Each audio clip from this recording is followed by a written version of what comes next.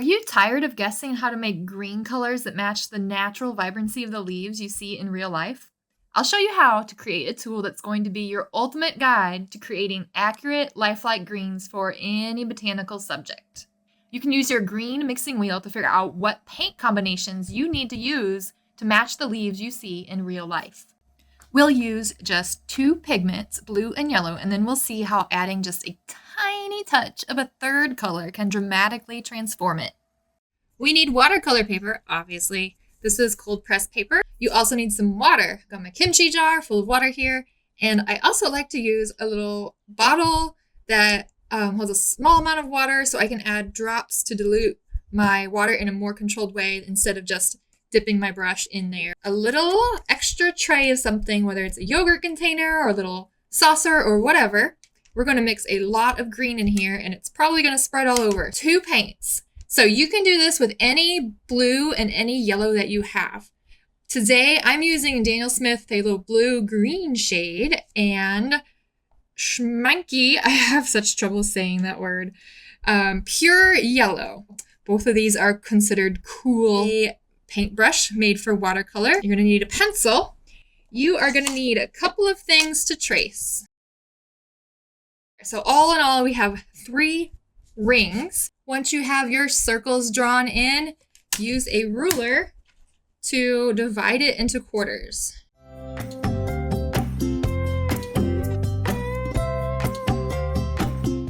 First, we're going to mix our base green in this little jar. We got a little crumb of something on there. So wet your brush, and if you haven't already, make sure your watercolor is activated. Give it a minute or 2. Grab some paint, and we're going to start bringing a whole bunch of paint over to our little container that we have over here for mixing. Alternatively, you could add a squeeze of this stuff in here and it will go a little bit faster. But a lot of us are using pan watercolors or watercolors that we have already squeezed from tubes into our palette, so I'm going to show you this way. So we're going to start with yellow because it's our lighter color.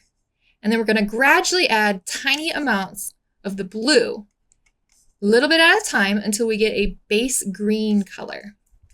We want something kind of in the mid-tone range. So now I'm going to add a little bit of that blue, very tiny amount.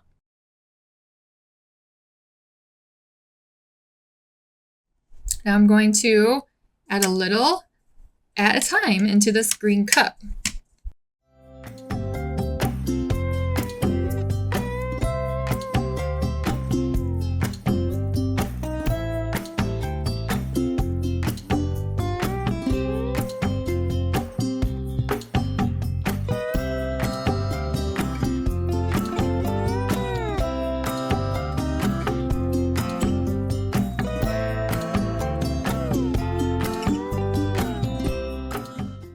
So if you use a warm red versus a cool red, you'll get different results, especially if your initial blue and yellow set is more on the cool side. You'll get a much different result with this warm type of red than if you use something like alizarin crimson or quinacridone rose. But you can play and divide this circle up even more if you want, like I did on those initial examples. And you can get all kinds of interesting results just from experimenting. So this will really help you understand what your colors do for you, no matter what brand that you have that you're working with. Now I'm going to pull some of my base green over here. I'm kind of eyeballing how much I will need to fill that space, that quarter that I've made in that circle. I can tell right now I'm probably going to have to mix more green partway through this video. I don't think I'm going to have enough for this whole experiment. So now I'm going to grab more yellow.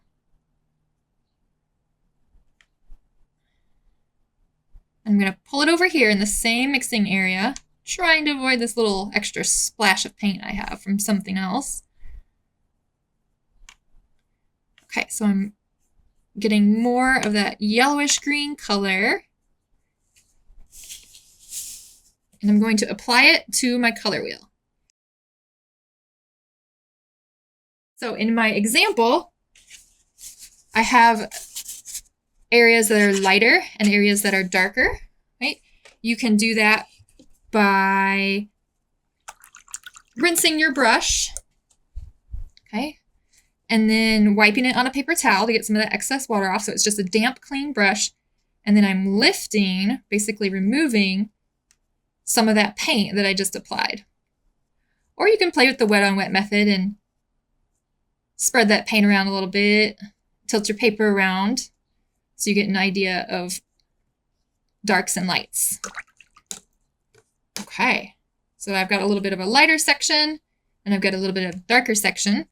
I could even wait for this area to get a little bit more on the satin sheen side of things.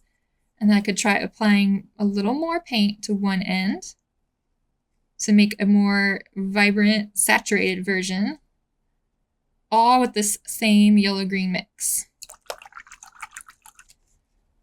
Now, let's do our blue version.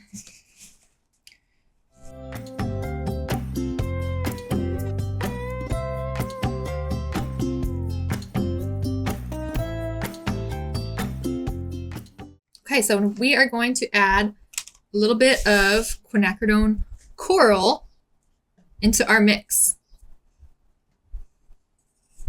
Again, pulling some of that green over here. Got a little speck of dirt or something in there. Okay. Rinse my brush and get a touch, just a touch of my red. No, I don't want it to be too much, so I'm going to put it over on the side just to be extra sure. I'm going to pull from this little red puddle into the green, and that might have been too much. Okay, no worries. Show you what I do. Clean my brush, grab a little bit more green. Clean my brush, grab a bit more of that green. Okay, so you can see one part of this puddle is more green than that overly red one. I'm just going to soak that extra stuff up a little bit. I don't need all that mixing. Okay, so now I have a nice toned down green color.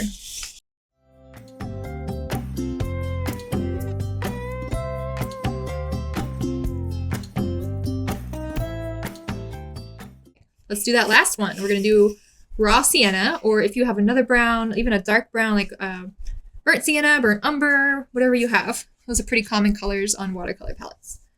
Just pick a brown.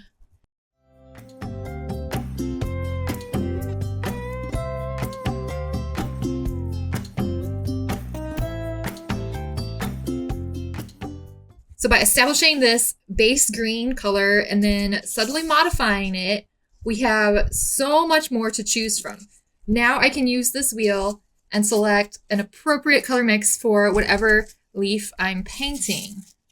By adjusting different amounts of water and pigment ratios, we are able to bring out light and dark areas in these greens, all with this basic mix and a few additions to that mix. So that's how you're going to get that incredible natural vibrancy with your botanical paintings. Here are a few examples of some different simple leaf studies that I did where I was able to use the mixes that I had created with these wheels to add variation and even some deeper values with a few other colors, which I'll show you how to do.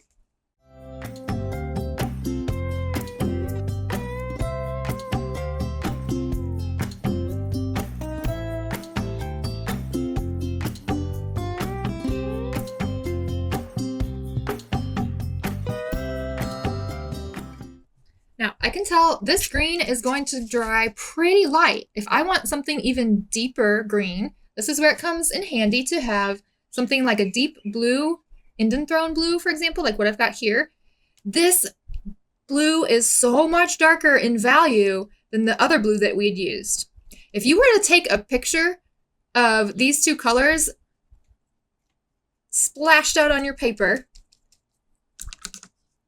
for example, just a little splash like this,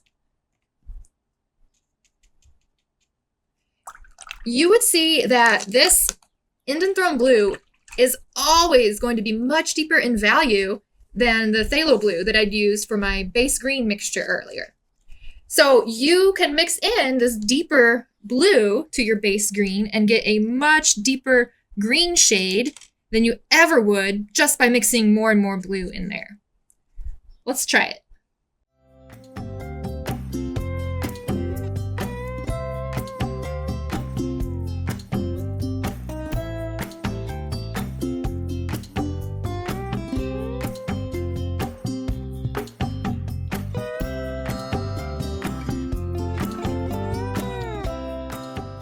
The more you practice, mix, and observe, the more intuitive and confident you'll become with your greens.